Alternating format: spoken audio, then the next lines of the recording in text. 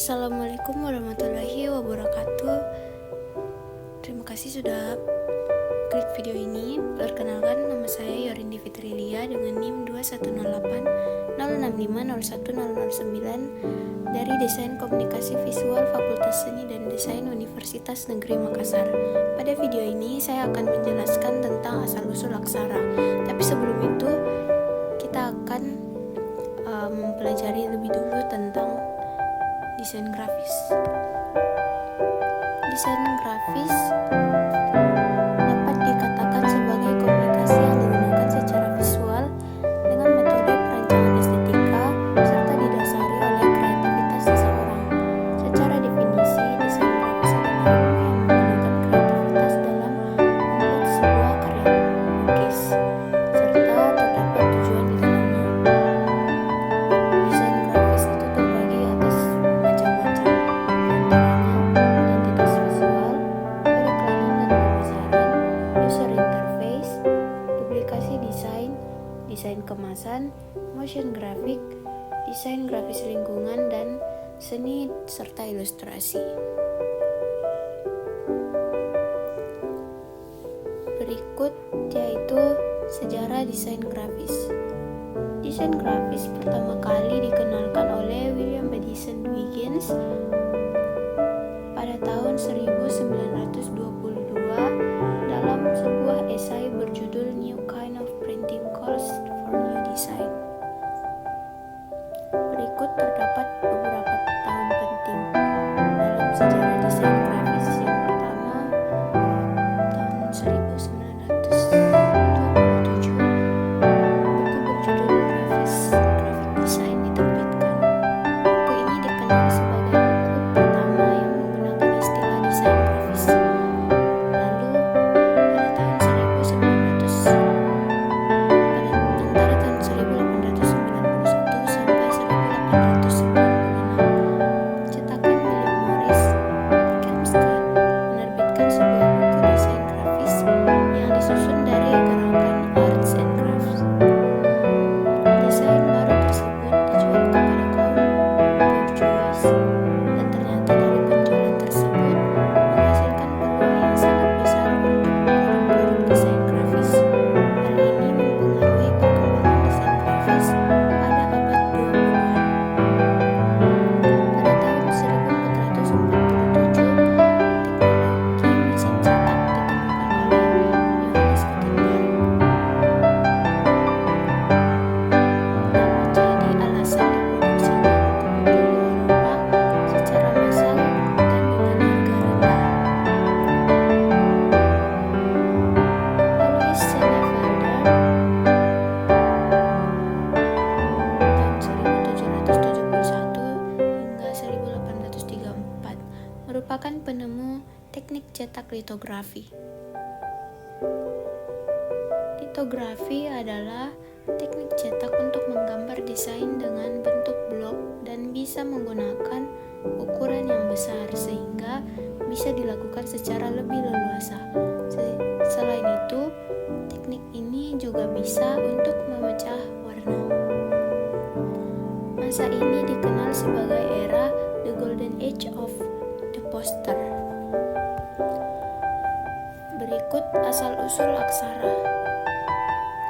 Aksara adalah sebuah sistem penulisan suatu bahasa dengan menggunakan simbol-simbol atau keseluruhan sistem tulisan, misalnya aksara Latin, aksara Arab, aksara Jawa, dan lain-lain.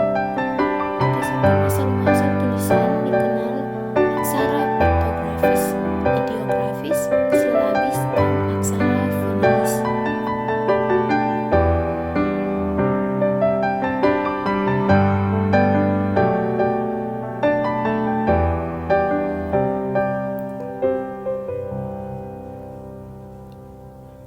Aksara piktografis merupakan ideogram yang menyampaikan suatu makna melalui penampakan gambar yang menyerupai atau meniru keadaan fisik objek yang sebenarnya. Lalu, aksara piktografis digunakan oleh bangsa Sumeria. Huruf-huruf piktografis yang digunakan mempunyai bentuk bunyi yang berbeda sehingga mampu menjadi kata, kalimat, dan bahasa.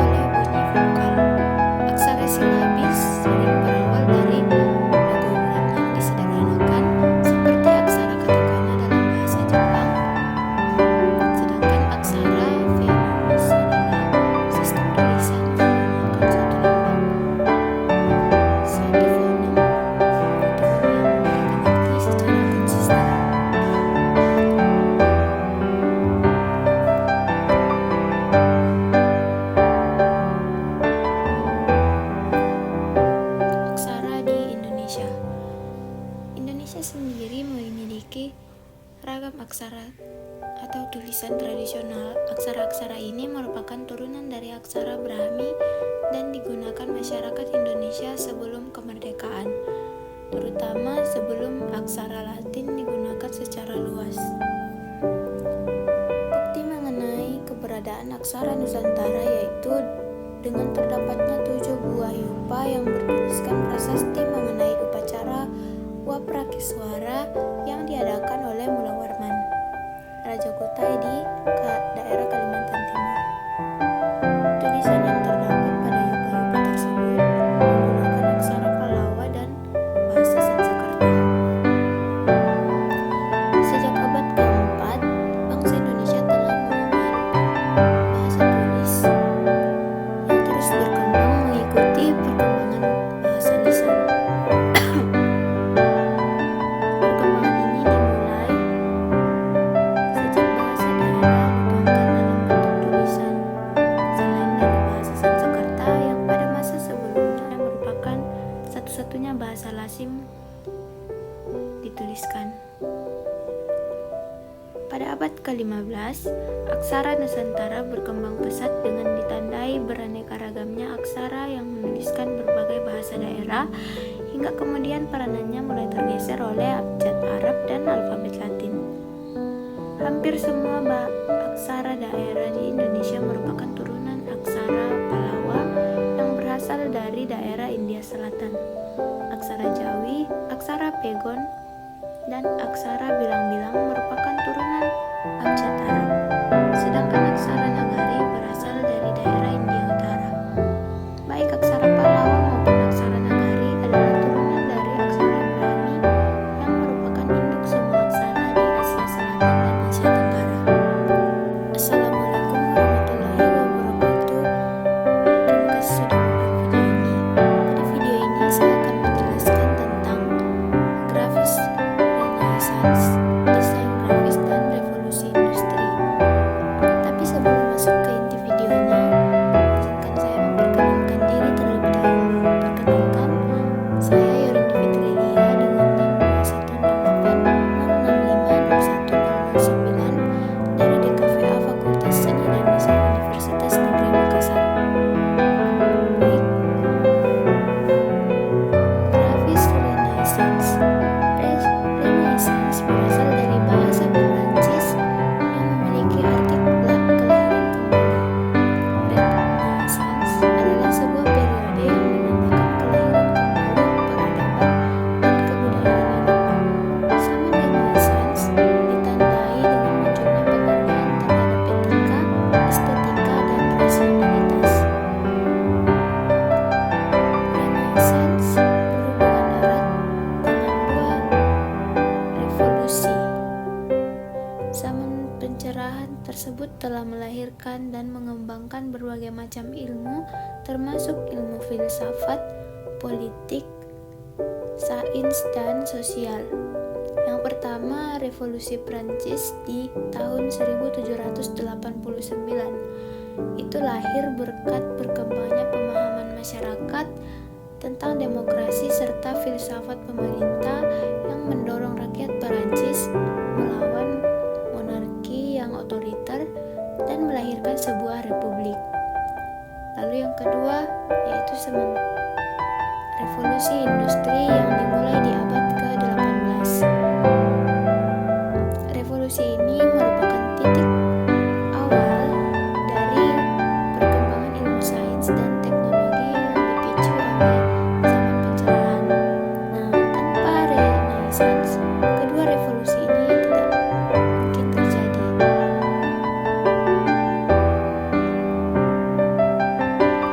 Yang berikut yaitu desain grafis dan revolusi industri.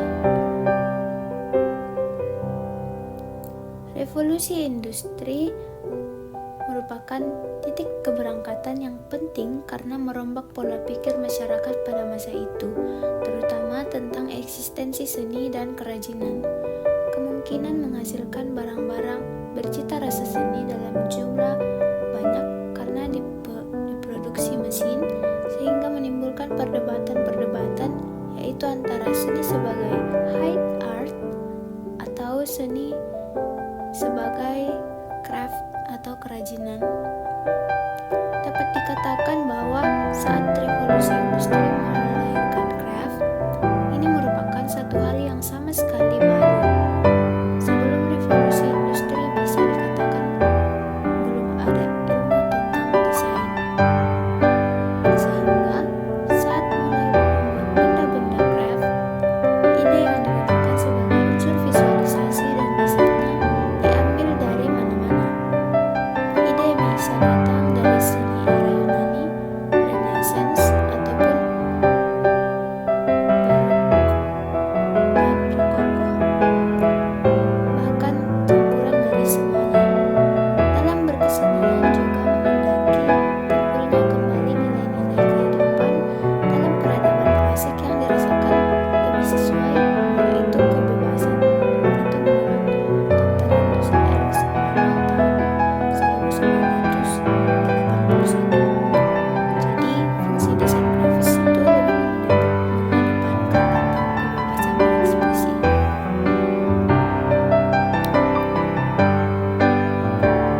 berikut manfaatnya.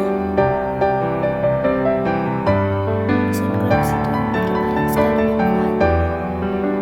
Pertama, grafik komputer pada pendidikan digunakan untuk mempresentasikan objek-objek pada siswa secara nyata, dapat melalui PowerPoint ataupun software lainnya. Lalu, pada bentuk ini dapat berupa penggambaran bidang, ruang, grafik, gambar kerangka manusia, susunan tubuh manusia, dan lainnya. Yang kedua, mempercepat proses belajar mengajar dengan cara menyajikan suatu pelajaran dalam bentuk grafis. Yang ketiga, memperkenalkan dunia desain grafis kepada masyarakat luas sehingga dapat mengimplementasikannya di dalam lingkungan. Yang keempat, memperkenalkan tentang aplikasi-aplikasi yang digunakan untuk mendesain grafis. Dan yang terakhir, mempersiapkan masyarakat agar dapat memahami dengan mudah pesan-pesan yang dapat disampaikan dengan grafis.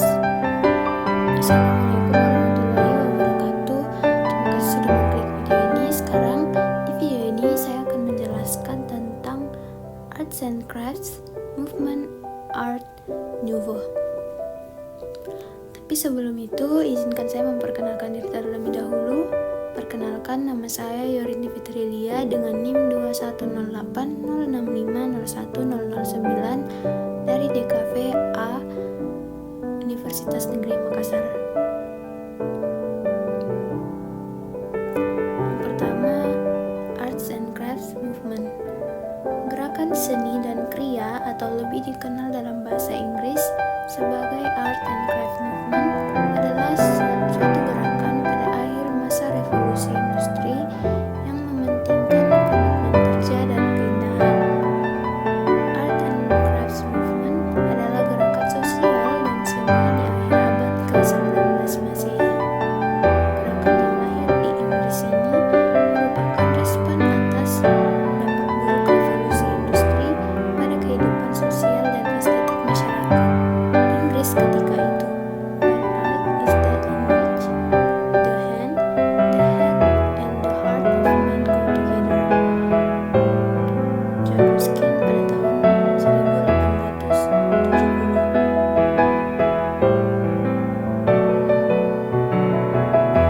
Konon, ungkapan tersebut menjadi salah satu gagasan terpenting di akhir abad ke-19. Ide itu menjadi ruh dari munculnya Art and Crafts Movement, yang salah satunya dibangun oleh William Morris, seorang reformis dan desainer. Gagasan itu menjadi penting karena adanya pergeseran kondisi sosial yang terjadi pada waktu itu. Revolusi industri membawa dampak besar bagi kemajuan Inggris. Modernisasi produk, produksi cepat dan massal, serta tingkat harga yang rendah menjadi hal-hal yang cukup diunggulkan. Akan tetapi, revolusi itu ternyata membawa dampak juga. dampak yang mungkin tidak tampak secara ekonomi, tetapi justru sangat terasa secara sosial. Para pemikir pada masa itu mempercayai bahwa produksi massal yang ditawarkan revolusi industri telah membawa masyarakat pada bentuk dekadensi moral, taste, cita rasa, dan sisi personalitas. John Ruskin sebagai salah satu tokoh pemikir yang ikut mengkritisi kondisi tersebut, menawarkan sebuah gagasan tentang hubungan antara kesehatan sosial suatu bangsa dengan bagaimana cara barang-barang kebutuhan mereka diproduksi. Dengan kata lain, semakin berkualitas suatu barang, baik itu proses produksinya, material, dan outputnya, maka akan sehat juga kondisi sosial suatu masyarakat atau bangsa. William Morris, salah satu tokoh penting di Art and Crafts Movement, mengungkapkan bahwa gerakan ini salah satunya memang bertujuan untuk membangkitkan kembali dunia kerajinan, handicraft, dan aspek craftsmanship pada para pengrajin dan masyarakat Inggris. Suatu aspek yang telah lama menguap seiring dengan laju gelombang mesin yang dibawa oleh revolusi industri. Berikut yaitu permulaan abad ke-20.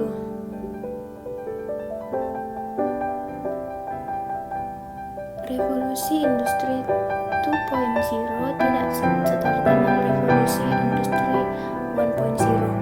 Revolusi industri 2.0 terjadi di awal abad 20. Sebelum adanya revolusi industri 2.0 ini, proses produksi memang sudah cukup berkembang. Tenaga otot tidak lagi banyak diperlukan.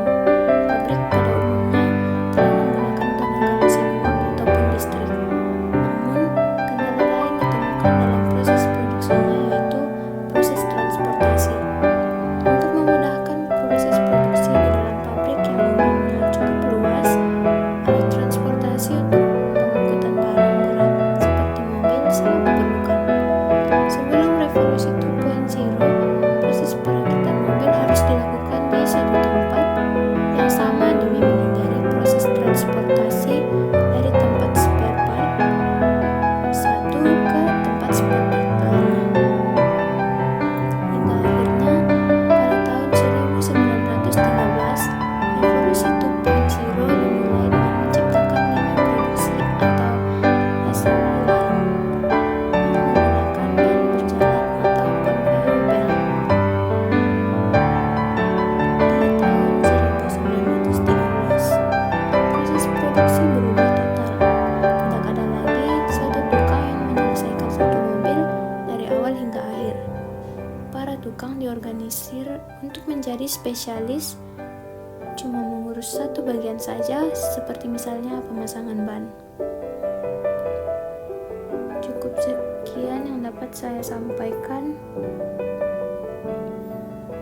Terima kasih.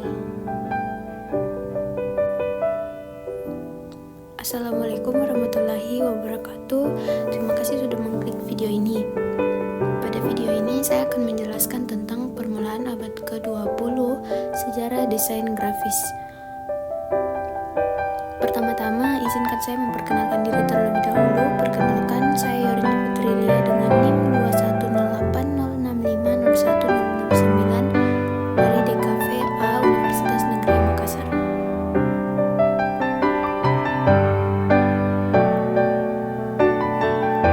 Revolusi industri 2.0 tidak seterkenal revolusi industri 1.0. Revolusi industri 2.0 terjadi di awal abad ke-20. Sebelum adanya revolusi industri 2.0, proses produksi memang sudah cukup berkembang. Tenaga otot tidak lagi banyak diperlukan. Pabrik pada umumnya telah menggunakan tenaga mesin uap ataupun listrik. Namun, kendala lain ditemukan dalam proses produksi, yaitu proses transportasi. Untuk memudahkan proses produksi di dalam pabrik yang umumnya cukup luas, alat transportasi untuk pengangkutan barang berat seperti mobil sangat diperlukan. Sebelum revolusi 2.0, proses perakitan mobil harus dilakukan di satu tempat yang sama demi menghindari proses transportasi dari tempat spare part satu ke tempat spare part lainnya. Hingga akhirnya pada tahun 1913, revolusi 2.0 dimulai dengan menciptakan lini produksi atau assembly line yang menggunakan ban berjalan atau conveyor belt di tahun 1913. Proses produksi berubah total, tidak ada lagi tukang yang menyelesaikan satu mobil dari awal hingga akhir. Para tukang diorganisir untuk menjadi spesialis, cuma mengurus satu bagian saja, misalnya pemasangan ban saja, seperti itu. Berikut pengaruh seni modern.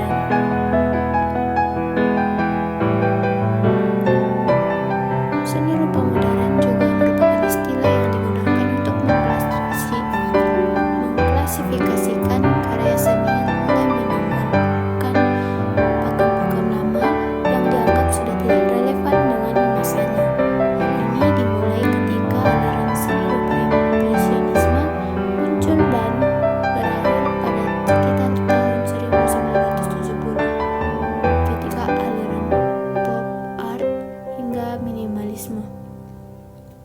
Claude Monet adalah tokoh utama aliran impresionisme. Namun sebetulnya tokoh penting yang memulai transisi seni rupa modern ini adalah Edward Manet. Hanya saja ia menolak untuk menggunakan teknik impresionis yang dianggap sebagai aliran seni pertama dalam kategori seni modern. Beliau memilih untuk menggunakan teknik yang dikembangkannya sendiri dan masih mirip dengan aliran realisme. Spesifiknya, periode seni rupa modern di barat baru dimulai ketika Manet melukis Diana sur Earth pada tahun 1863. Lukisan tersebut ditolak mentah-mentah oleh institusi seni pemerintah masa itu, yaitu The Parisel.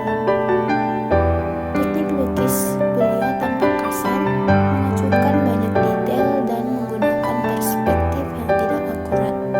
Selain itu, subjek atau tema yang dipilihnya juga kontroversial karena ia melukis tema keseharian yang dianggap tidak indah dan kurang pantas untuk dilukiskan.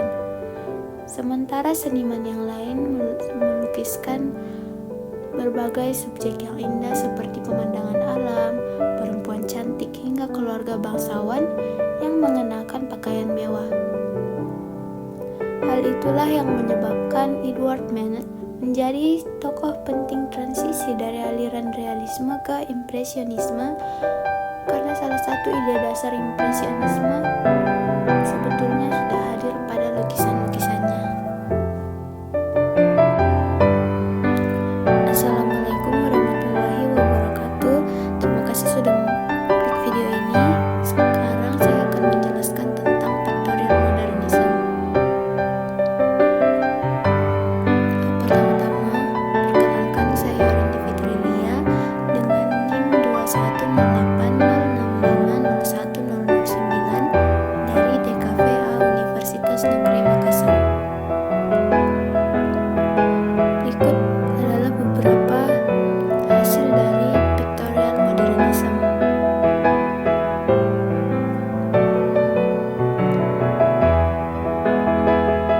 Ini dibuat tahun 1995.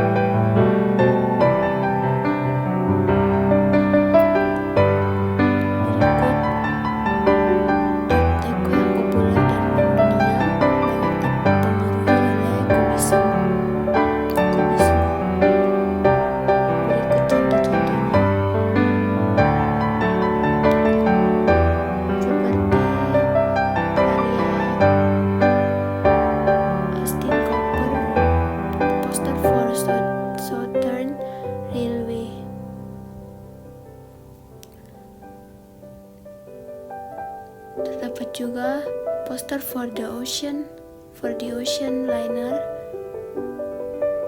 tahun 1931 oleh A.M. Cassandri. Lalu karya Ludwig Hohlein, poster for Hermann Scherer tahun 1907. Terdapat juga karya beliau, poster for Marco Polotti tahun 1910. Desain ilustratif yang terkena pengaruh paham fungsionalisme modern. Desainer Plakat Still percaya bahwa grafis reduktif lebih komunikatif. Berikut adalah contoh-contoh poster yang dimaksud. Karya Hans Rudyard tahun 1911 dan Lucien Bernard tahun 1908. Berikut yaitu New Language of Form. Yang pertama, desain poster konstruktivisme. Seniman Rusia di akhir tahun 1800-an dan awal 1900-an menggunakan kubis dan futuris. Lalu pengaruh dalam mereka desain poster: menolak gagasan seni demi seni, mengadopsi lebih sadar sosial ekspresi mereka ide-ide.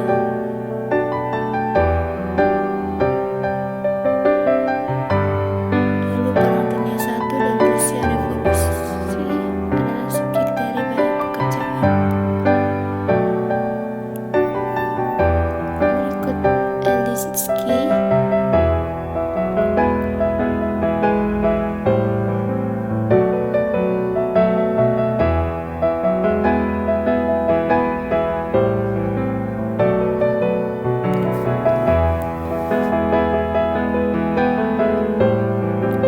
Baik, sekian yang dapat saya sampaikan. Terima kasih.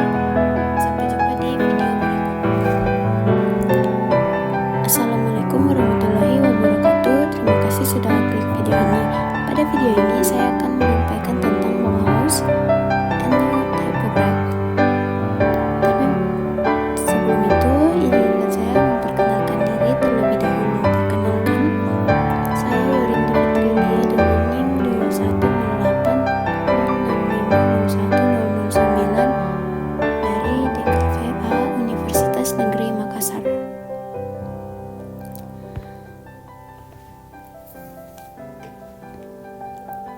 Bauhaus adalah sebuah sekolah seni dan desain di Jerman yang sangat berpengaruh, yang terkenal dengan keunikan gabungan antara seni dan teknik dalam produksi massal, yang dalam perkembangannya lebih dikenal sebagai nama sebuah gaya seni tersendiri.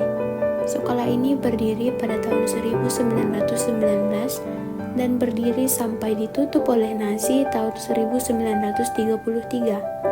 Pertama kali dipimpin oleh Walter Gropius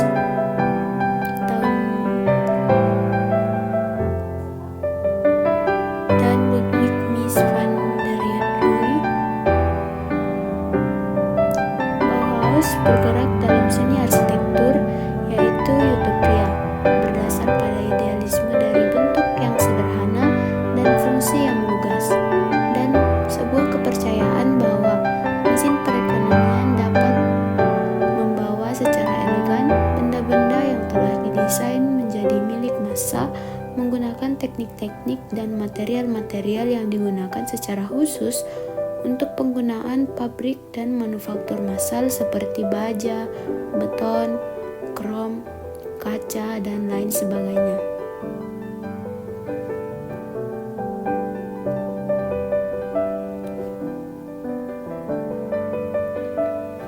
Sejarah perkembangan tipografi di dunia dimulai dengan penggunaan piktograf.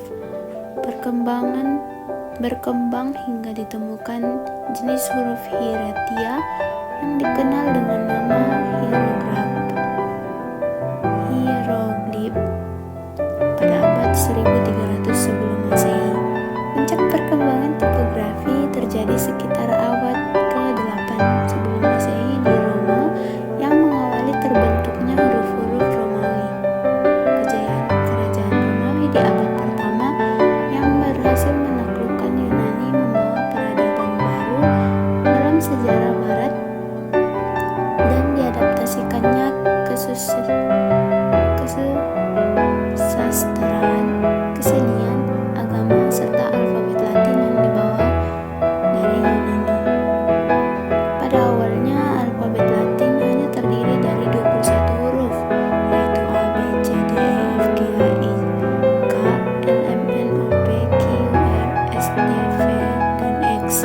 Kemudian huruf Y dan Z ditambahkan dalam alfabet Latin untuk mengakomodasi kata yang berasal dari bahasa Yunani.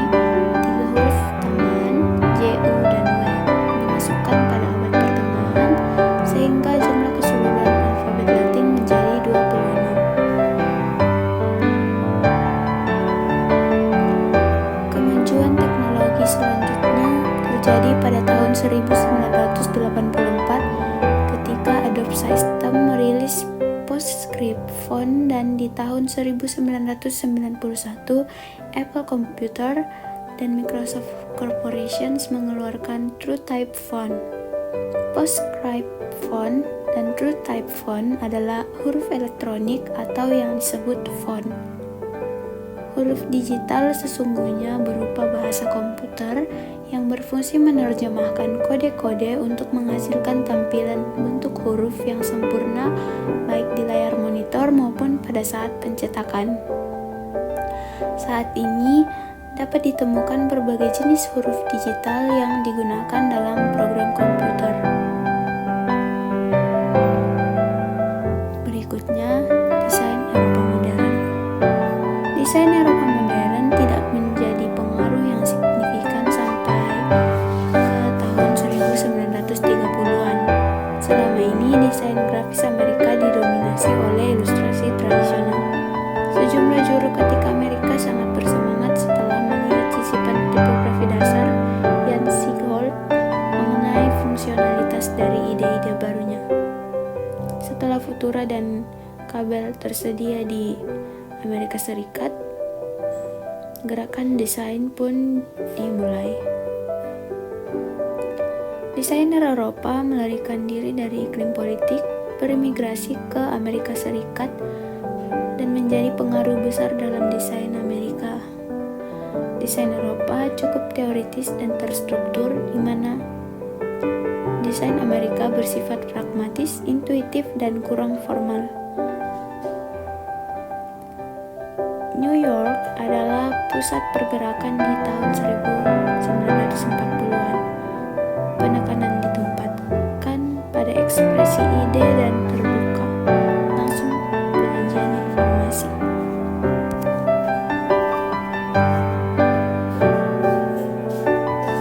Cukup sekian dari saya, terima kasih. Assalamualaikum, terima kasih sudah menonton video ini. Pada video ini saya akan menjelaskan tentang International Typographic Style and Postmodern Design atau gaya tipografi internasional dan desain grafis postmodern. Tapi sebelum itu, izinkan saya memperkenalkan diri terlebih dahulu. Perkenalkan, saya Yorini Fitrilia dengan NIM 21886506109 dari DKVA Universitas Negeri Makassar. Baik, langsung saja. Gaya tipografi internasional itu dimulai pada tahun 1950-an di Swiss dan Jerman. Gaya termasuk kesatuan desain dicapai oleh organisasi asimetris pada grid yang dibangun secara matematis. Tipografi sans serif mengungkapkan semangat zaman yang lebih progresif. Ekspresi pribadi ditolak untuk lebih universal dan ilmiah, pendekatan untuk merancang pemecahan masalah, kejelasan dan ketertiban ideal. Lalu Ernst Keller, Theo Balmer, dan Max Bill adalah pelopor dari pergerakan. Akar gaya ini ditemukan dalam kurikulum School of Design di Basel, Swiss. Selama tahun 1970-an, relevansinya modernisme ditantang. Desainer muncul yang tidak takut untuk referensi gerakan sejarah dalam karya desainnya mereka.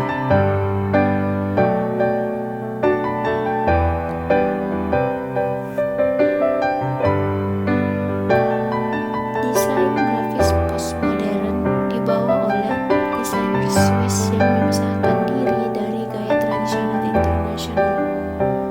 Tipografi gelombang baru Wolfgang Weingart,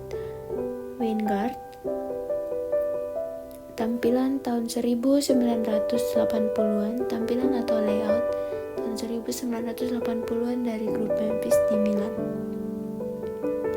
Grup San Francisco atau The Michaels, dan yang paling penting kedatangan Matos di akhir tahun 80-an. Yang berikut, Corporate Identity and Visual System. Desain yang baik adalah bisnis yang baik.